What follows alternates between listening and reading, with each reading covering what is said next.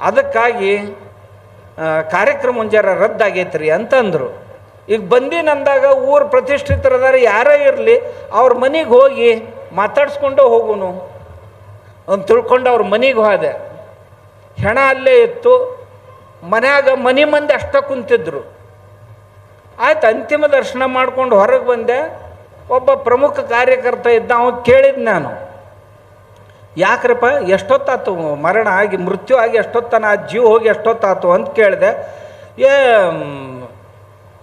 ತಾಸು 2 ತಾಸು ಆತ್ರಿ. ಮತ್ತು 2 ತಾಸು ಆದರೂ ಇವ್ರು 4 ಮಂದಿ ಅದಾರಲ್ಲ ಮನ್ಯಾನವರು, ಊರಾನವ್ರು, ಅದು ಯಾರೂ ಬರೋದಿಲ್ಲನ, ಅವ್ರ ಕೂಡ ಸಂಬಂಧ ಚಲೋ ಇಲ್ಲನ ಅಂತ ಕೇಳಿದ್ ನಾನು. ಅವ್ರೇನಂದ್ರು, ಎಲ್ಲ ಸಂಬಂಧ ಚಲೋ ಅದಾವ್ರಿ, ಭಾಳ ದೊಡ್ಡ ಪ್ರತಿಷ್ಠಿತ ಮಂತನ ಇದು, ಇವ್ರ ಮ್ಯಾಗ ಭಾಳ ಪ್ರೀತಿ ರೀ ಇಡೀ ಊರ್ದು ಅಂತಂದು. ಮತ್ತು ಮಂದಿನ ಬಂದಿಲ್ಲಲ್ಲ ಅನ್ನ. ಈಗ ಒಂದು ಜರ ಸೀರಿಯಲ್ ನಡೆದವ್ರಿ ಟಿ ವಿ ಒಳಗೆ, ಆ ಸೀರಿಯಲ್ ಮುಗಿತನ ಮಂದಿಯನ್ನು ಮನೆ ಬಿಟ್ಟು ಬರೋದಿಲ್ರಿ ಅಂದ್ರೆ ನಮ್ಮನ್ನು ಕೆಡಿಸೋ ಸೆಂಟರ್ ಎಲ್ಲಿ ತನಕ ಬಂದಾವು, ಕಟ್ಟು ಸೆಂಟರ್ ಎಲ್ಲದಾವ ಅನ್ನೋದನ್ನು ನಾವು ವಿಚಾರ ಮಾಡಬೇಕು. ನಮ್ಮನ್ನು ಕೆಡಿಸೋರು ಭಾಳ ಮಂದಿ ಆಗ್ಯಾರ. ಹೋಗೋಗ್ತಾ ಕೆಡಿಸ್ತಾರ, ಬರ್ಬರ್ತಾ ಕೆಡಿಸ್ತಾರ, ತಿನ್ನಾಕ ಕಲಿಸ್ತಾರ, ಉಣ್ಣಾಕ ಕಲಿಸ್ತಾರ, ಬ್ಯಾಡಾದದ್ದನ್ನು ಜಗಳನೂ ಹಚ್ಚಕ್ಕೆ ಕಲಿಸ್ತಾರ, ವ್ಯಭಿಚಾರ ಮಾಡೋಕ್ಕೂ ಕಲಿಸ್ತಾರ. ಅವು ಭಾಳ ಬಂದವು. ಒಂದು 4 ಸೀರಿಯಲ್ ನೋಡ್ರಿ ನೀವು ದಿನಾಲು, ವ್ಯಭಿಚಾರ ಇದೇನು ನಿಷಿದ್ಧ ಅಲ್ಲ ಅಂತ ಅನ್ಸಕ್ಕೆ ಶುರು ಆಕತಿ. ಯಾಕಂದ್ರೆ ಆ ಸೀರಿಯಲ್ದೊಳಗೆ ಏನು ತೋರಿಸ್ತಾರ ಅಂತಂದ್ರೆ, ಒಬ್ಬಕ್ಕೆ ಹೆಣ್ಮಗಳು 4 ಮಂದಿ ಕೂಡ ಸಂಸಾರ ಮಾಡಿ ನಾ ಮಾಡಿದ್ದು ಎಷ್ಟು ಯೋಗ್ಯ ಆಯ್ತು ಅನ್ನೋದು ಸಮರ್ಥನೆ ಮಾಡಿಕೊಳ್ಳೋದನ್ನು ತೋರಿಸ್ತಾರೆ. ಅಂದ್ರೆ ನಮ್ಮನ್ನು ವ್ಯಭಿಚಾರಿಗಳನ್ನಾಗಿ ಮಾಡಲಿಕ್ಕೆ ಈ ಟಿ ವಿ ಅಂತ ಕರೀತಾರಲ್ಲ, ಟಿ ಅಂದ್ರೆ ತಾಬಡ್ತೋವು, ವಿ ಅಂದ್ರೆ ವಾಟೋಳೆ. ನಮ್ಮಲ್ಲಿ ತಾಬಡ್ತೋವು ವಾಟೋಳೆ ಕರ್ತೈತಲ್ಲ ಟಿ ವಿ ಮಾಡ್ತಾರೆ. ತಕ್ಷಣ ಯಾವುದು ನಮ್ಮ ಜೀವನ ಹಾಳು ಮಾಡ್ತೈತಲ್ಲ ಅದಕ್ಕೆ ಟಿ ವಿ ಅಂತ ಕರೆಯೋದು.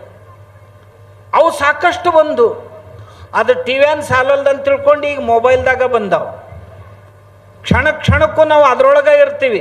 ಇಲ್ಲಿ ಕಾರ್ಯಕ್ರಮದಾಗ ಕುಂತಿರ್ತೀವಿ, ಖರೆ ಮೊಬೈಲ್ ತಗೊಂಡು ಕುಂತಿರ್ತೀವಿ. ಇಂಥದ್ದೊಂದು ಪವಿತ್ರ ಕಾರ್ಯಕ್ರಮ ಇಲ್ಲಿ ಐತಂದ್ರೂ ಸಹಿತ ನಾವು ಅದನ್ನು ಬಿಟ್ಟಿರಾಕ, ಅದನ್ನು ದೂರಿಟ್ಟಿರಾಕ ನಮ್ಗೆ ಆಗೋದಿಲ್ಲ. ಆದರೆ ಧರ್ಮ ಮನುಷ್ಯನನ್ನು ಇಂಥವುಗಳಿಂದ ಹೇಗೆ ನಿಗ್ರಹಿಸಬೇಕು, ಇಂಥವುಗಳನ್ನು ನಾವು ಹೇಗೆ ದೂರಿಡಬೇಕು ಅನ್ನೋದನ್ನು ಕಲಿಸ್ತಿರ್ತದೆ. ಎಲ್ಲರ ಜೊತೆ ಪ್ರೀತಿಯಿಂದ ಹೇಗೆ ಬದುಕಬೇಕು, ಎಲ್ಲರ ಜೊತೆ ಸೌಹಾರ್ದತೆಯನ್ನು ಹೇಗೆ ಕಟ್ಕೊಳ್ಬೇಕು, ದೇಶ ದೇವರು ಧರ್ಮವನ್ನು ನಾವು ಹೇಗೆ ಪ್ರೀತಿಸಬೇಕು, ಇದನ್ನೆಲ್ಲ ಕಲಿಸುವಂಥದ್ದೇ ಧರ್ಮ. ಇಂಥ ಧರ್ಮವನ್ನು ಕಟ್ಟೋದಕ್ಕಾಗಿ ಎಂಥೆಂಥ ಪುಣ್ಯಾತ್ಮರು ಪ್ರಾಣ ಕೊಟ್ಟರೆ. ನಾನು ಯಾವಾಗಲೂ ಹೇಳ್ತಿರ್ತೀನಿ, ಈ ನಮ್ಮ ಧರ್ಮ ಕೆಡಿಸ್ಬೇಕಂತ ತಿಳ್ಕೊಂಡು ಒಬ್ಬರು ಬಂದರು.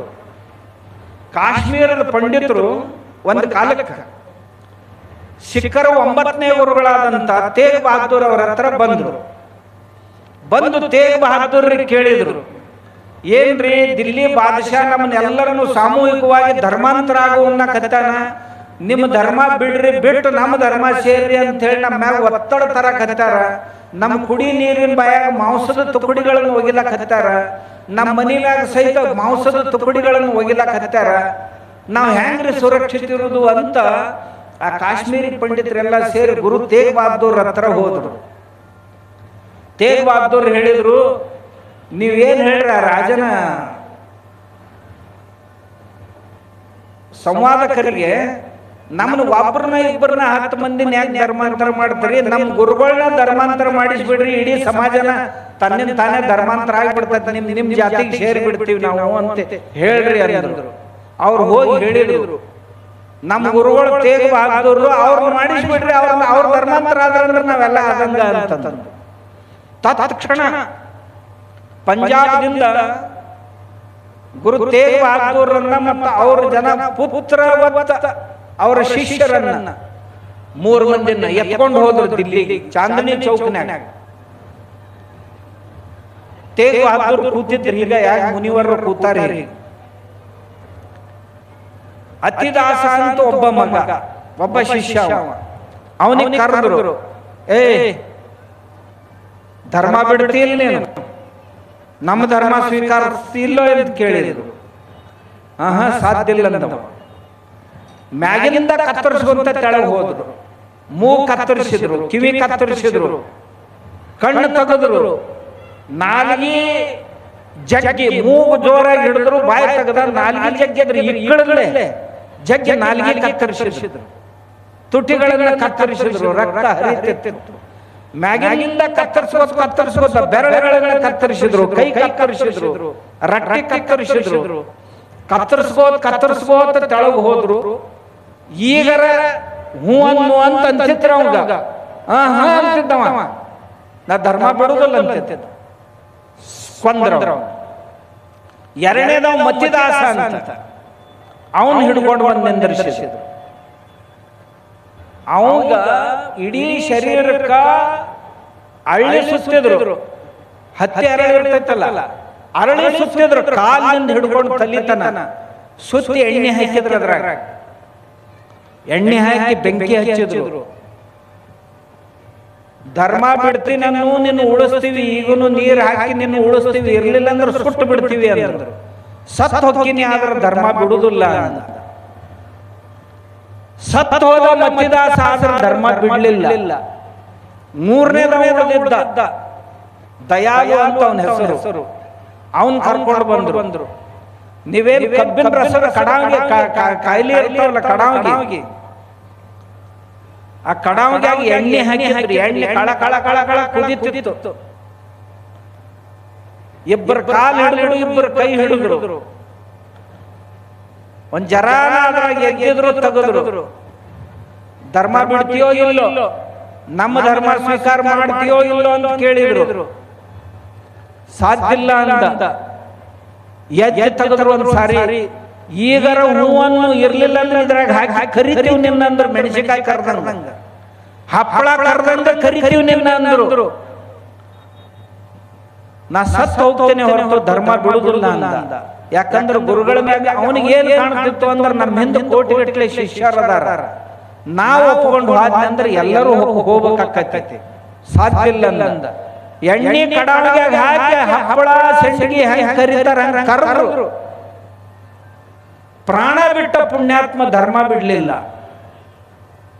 ಮುಂದ ಕೊನೆಗೆ ತೇಗ್ ಬಹದ್ದೂರ್ ಪಾಳೆ ಬಂತು. ಸಾಧು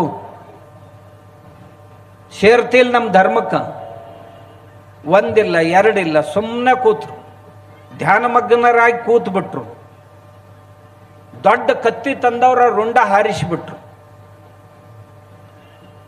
ಈ ಶೀರ್ಷ ಅಂತ ಏನ್ ಕರಿತೀವಿ, ಶೀರ್ಷ ಅಂದ್ರೆ ಈ ಮುಂಡ, ಈ ರುಂಡ ಹಾರಿಸಿದ್ರು. ಹೋದ್ರು ತೇಗ್ ಬಹದ್ದೂರ್. ನೀವು ರುಂಡ ಹಾರಿಸ್ಬೋದು, ಆದ್ರೆ ನನ್ನ ಧರ್ಮ ಕೆಡ್ಸಕ್ ಸಾಧ್ಯ ಇಲ್ಲ ಅಂದ್ರು. ನಾನು ಪ್ರಾಣ ಬಿಡ್ತೇನೆ ಹೊರತು ಧರ್ಮ ಬಿಡುದಿಲ್ಲ ಅಂದ್ರು. ಇವತ್ತು ದಿಲ್ಲಿಯೊಳಗೆ ಶೀಶ್ಗಂಜ್ ಅಂತ ತಿಳ್ಕೊಂಡು ಅವ್ರ ಸ್ಮೃತಿ ಒಳಗೆ ಗುರುದ್ವಾರ ಐತಿ.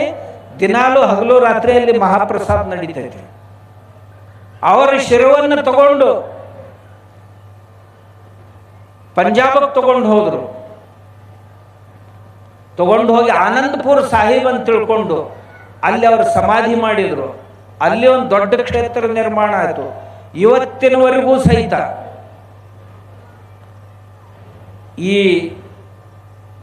ದುರಾಚಾರಿಗಳು ನಮ್ಮ ಧರ್ಮವನ್ನು ಕೆಡಿಸೋದಕ್ಕೆ ಏನು ಮಾಡಿದ್ರು ಅನ್ನೋದಕ್ಕೆ ಆ ಸಮಾಧಿ ಸಾಕ್ಷಾತ್ ಪುರಾವೆ ಆಗಿದೆ. ನಾವು ತಿಳ್ಕೊಂಡಿರ್ಬೇಕು ನಮ್ಮ ಧರ್ಮ ಎಷ್ಟು ಕಿಮ್ಮತ್ತಿಂದು ಅಂತ, ನಮ್ಮ ಧರ್ಮ ಎಷ್ಟು ಕಿಮ್ಮತ್ತಿಂದು. ಆದ್ದರಿಂದ ನಾವು ಧರ್ಮ ಬಿಡುವುದು ಯಾವಾಗಂದ್ರೆ ಆಚರಣೆಗಳನ್ನು ಬಿಟ್ಟಿವಿ ಅಂದ್ರೆ ಧರ್ಮ ಬಿಟ್ಟಂಗ. ಮತ್ತು ಅವತ್ತಿನಂಗ ಈಗೇನ ಹಿಂಗ ದಡಗನ ಮತ್ತ ನಮ್ಮ ಡ್ರೆಸ್ ಬಿಟ್ಟು ಅವ್ರ ಡ್ರೆಸ್ ಹಾಕೊಂಡಿವಿ ಅಂದ್ರೆ ಧರ್ಮ ಬಿಟ್ಟಂಗ ಅಂತ ಹಿಂಗೆ ತಿಳ್ಕೊಬೇಡ್ರಿ ನೀವು. ನಮ್ಮ ಗುರುಗಳು, ನಮ್ಮ ಧರ್ಮ, ನಮ್ಮ ಶಾಸ್ತ್ರ ನಮ್ಗೆ ಏನು ಆಚರಣೆಯನ್ನು ಹೇಳೈತಿ, ಆ ಆಚರಣೆಗಳನ್ನು ಬಿಟ್ಟಿವಿ ಅಂದ್ರೆ ನಾವು ಧರ್ಮ ಬಿಟ್ಟಂಗ. ಬಲೆ ನಮ್ಮ ಮನ್ಯಾಗ ನಾವು ಇರೋ ಲೆಕ್ಕ ಧರ್ಮ ಬಿಟ್ಟಂಗ ಆಕೈತಿ. ಎಲ್ಲರಲ್ಲಿಯೂ ಸಹಿತ ಆ ಪರಮಾತ್ಮನ ಅಂಶ ಇರ್ತೈತಿ ಅನ್ನೋದೇ ಎಲ್ಲ ಧರ್ಮಗಳ ಸಾರ ಇರೋದ್ರಿಂದ ಎಲ್ಲರದ್ದು ದರ್ಶನ ಆಗ್ತದ. ಆಮ್ಯಾಗ ಇವ್ರೇನು ಪೂಜಾ ಕೂತಾರ, ಅವ್ರೊಂದು ಸ್ವಲ್ಪ ಉಳ್ದವ್ರಕ್ಕಿಂತ ಈಗ ಸ್ವಲ್ಪ ಮ್ಯಾಲಿ ಲೆವೆಲ್ದಾಗ ಅದಾರ ಇಲ್ರಿ ಸರ್.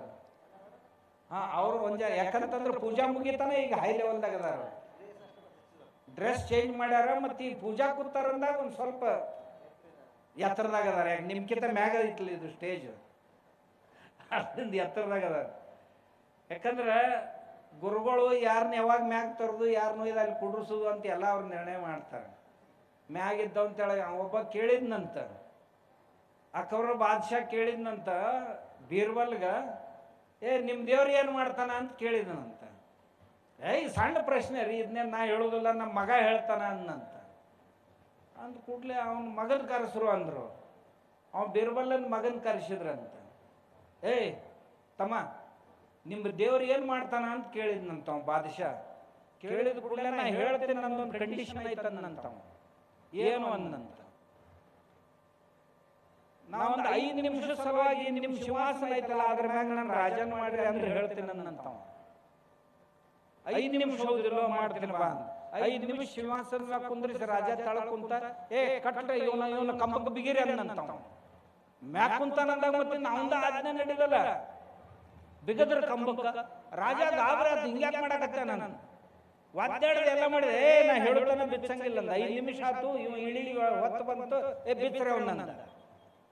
ರಾಜ ಬಂದು ಕುಂತ, ನಾ ಪ್ರಶ್ನೆ ಕೇಳಿದ್ರೆ ಇನ್ನೇನು ಮಾಡಕತ್ತೀನಿ ಅಂದ. ದೇವ್ರು ಏನು ಮಾಡ್ತಾನಲ್ಲ ಅದನ್ನ ನಾ ಮಾಡಿ ತೋರಿಸಿನಿ ಅಂದ.